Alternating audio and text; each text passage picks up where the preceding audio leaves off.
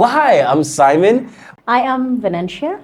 Hi, my name is Hassan. Well, I'm Heinz. How do you define yourself? Right.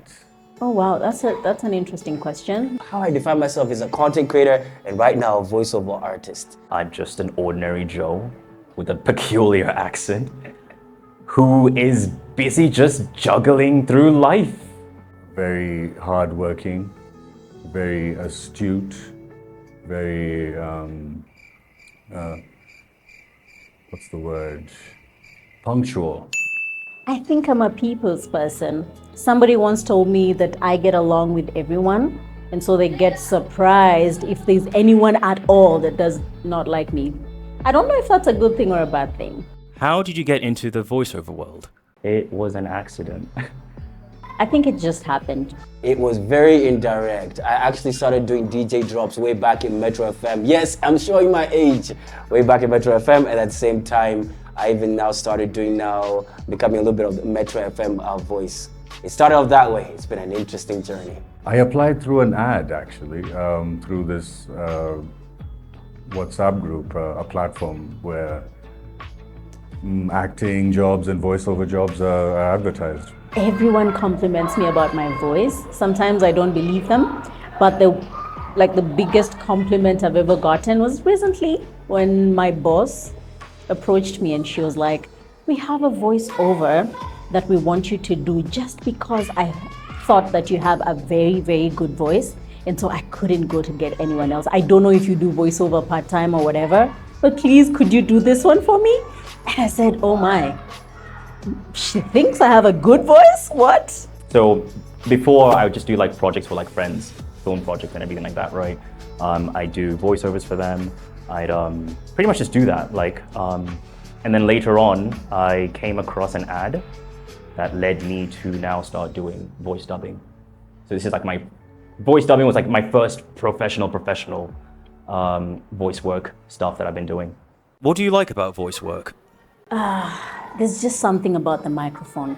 Like every time I am on a microphone, either I'm holding it, whatever it is, as long as it's involving a microphone, something just happens to me. Because a lot of people say I'm a people person, I'm outgoing, but really I don't think that about myself. I think I'm very introverted, I like my space, but it doesn't show. It like something just comes out when I'm with a microphone or when I'm with people. It's weird. So I don't get it, but I enjoy it so much. I like the fact that it teaches you that your voice is more than just a tool to just say words, but it's a tool for you to actually communicate feelings and even emotions. It's very interesting how even one word can be said in so many different intonations, and you can literally communicate different things throughout the whole time. It's very interesting. I think it's a lot of fun. I think the people I'm working with are really great, from the producers to my fellow artists, the management. Everybody's really very friendly, very welcoming, very accommodating. It allows me as an individual to be like more in tune with my emotions. Like already, like I'm a deep feeler, right? So now the thing is, through voice work, especially with voice dubbing now, like I've been able to like really get in touch with my feelings and actually execute that. So it's become like kind of cathartic in a way. It's therapeutic. It's like therapy, free therapy, right? What do you not like about voice work? The work can be time consuming, which I think comes with the territory. You need to be very careful how you plan your time and how you go about completing a session with a producer, making sure that you get all the work done right, and ideally within a short amount of time as possible, because it's very time sensitive. Rejection. That happens every single time. You have to be literally like you out there putting your work, but then the client says, "No, Simon, I didn't like the way you pronounced your T's." That happened first on that Bidco advert that I did a long time ago. It was crazy. You had to literally repeat the thing over and over again. And clients are not specific about what it is that you did wrong. They're just telling you what they don't like. So disgusting. But I would say sometimes people are hard to work with. Certain individuals and certain people can be really difficult to work with. And especially when you're working with like really particular clients, right?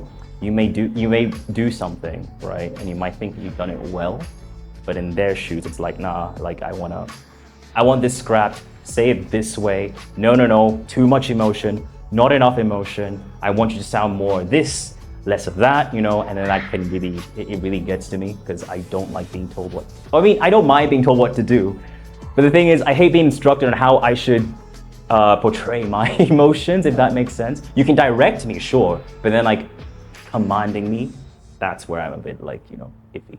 I haven't thought about it because look, I do it as a hobby. I enjoy doing it. So I haven't delved into it to consider things that I would hate about it or whatever, because every time I interact with it, I just enjoy it. And what have you learned about your voice? Wow, great question. I've learned so much. I've learned I don't really know what I sound like, or rather, that's the feeling I get now. I walk out of the studio and I can't seem to remember my own accent or the way I speak normally.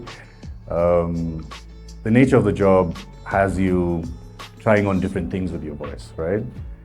And when you hear your voice played back over and over again, you sort of start to lose a sense of what exactly it is you sound like.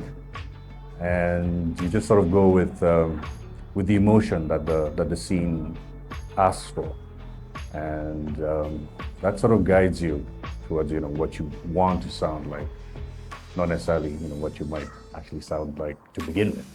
I can dub a grown woman, I can dub a young woman. I didn't know I had such a diverse sort of range of, you know, in my voice. I have learned that there are different ways you can actually intonate your voice. And you have different voices. And that can actually give you a different perspective in the various ways you can actually express yourself. It's very nice learning this in the voiceover industry. Yeah. With voice dubbing, at the very least, I could say that I have learned that I can get really, really involved in my performance to the point where, let's say I scream, right?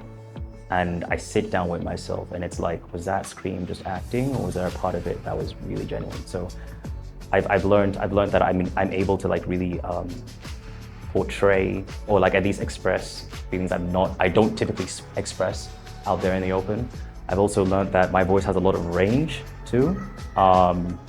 I've learned that there are different ways I can manipulate my voice in order to sound different. I've learned that you can still use the same voice but sound completely different because you have like a different accent or whatever. Like I've just learned a lot about, you know, at least my voice as an instrument.